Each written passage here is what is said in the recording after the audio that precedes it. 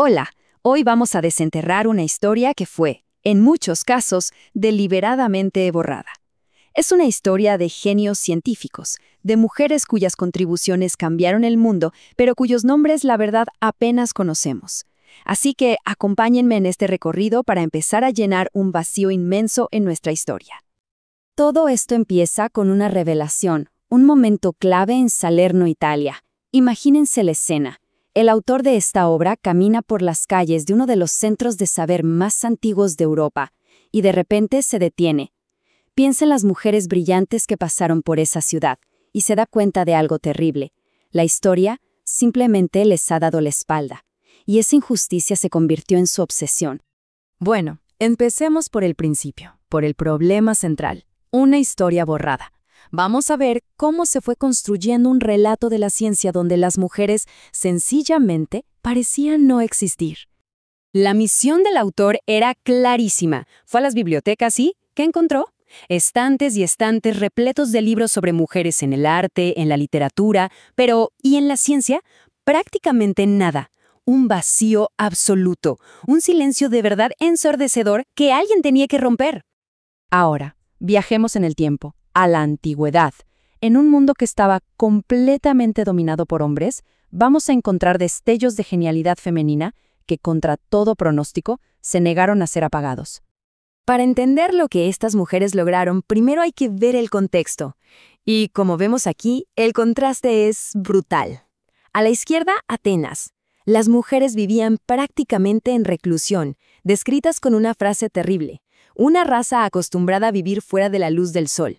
Y a la derecha, Roma, donde las mujeres tenían mucha más libertad, participaban en la vida pública. Este contraste nos muestra las barreras inmensas, pero también las primeras grietas en ese muro. Y justo en medio de esas restricciones tan duras de Grecia, emerge una figura que lo cambia todo: Aspasia de Mileto, una mujer con un talento tan deslumbrante y una mente tan poderosa que fue descrita así, como la mujer más notable que Grecia jamás produjo. Y aquí es donde la historia se pone increíble, de verdad. Su influencia era inmensa. O sea, el gran Sócrates la llamaba su maestra. Escribió discursos para Péricles, el líder de Atenas. Incluso influyó en las ideas del mismísimo Platón sobre la igualdad. Aspasia no era solo una mujer brillante, era una de las mentes detrás de los hombres más poderosos de su tiempo. Bueno, dejamos la antigüedad y nos adentramos en lo que muchos llaman la Edad Oscura. Pero ojo, que en medio de esa supuesta oscuridad existían focos de luz. Y sorprendentemente, los conventos se convirtieron en refugios para la mente, lugares donde florecieron las eruditas del claustro.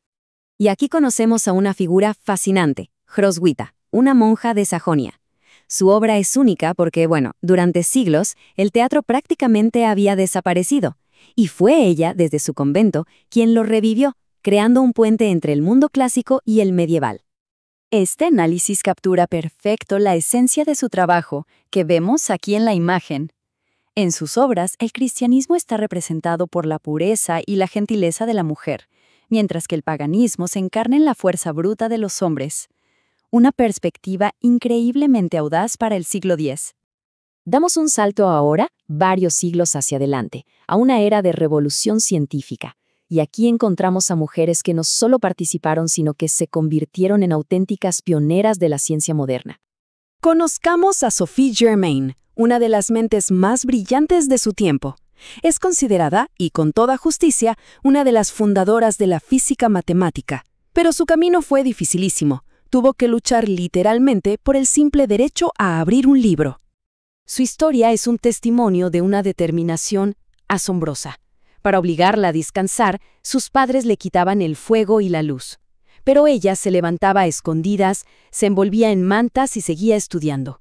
Tan concentrada que a menudo la encontraban por la mañana, helada, sin que ella se hubiera dado cuenta del frío intenso.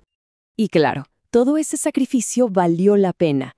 Sophie Germain se convirtió en una figura central de la física matemática. Colaboró de igual a igual con los matemáticos más importantes de la época, y su trabajo fue sencillamente revolucionario. Este comentario de un colega suyo, el matemático Navier, lo dice todo. Ilustra de manera brillante el profundo respeto que se ganó. Reconocían que su intelecto era excepcional, que superaba al de la mayoría de sus contemporáneos, sin importar el género. Ahora miremos hacia los cielos para conocer a otra pionera, Caroline Herschel. Durante 50 años trabajó como la asistente de su famoso hermano astrónomo. Pero a ver, la palabra asistente no le hace ninguna justicia. Ella fue muchísimo más. 8. Este es el número de cometas que Caroline Herschel descubrió por sí misma, un logro concreto impresionante y que quedó grabado para siempre en los anales de la astronomía. No era solo una asistente, era una descubridora por derecho propio.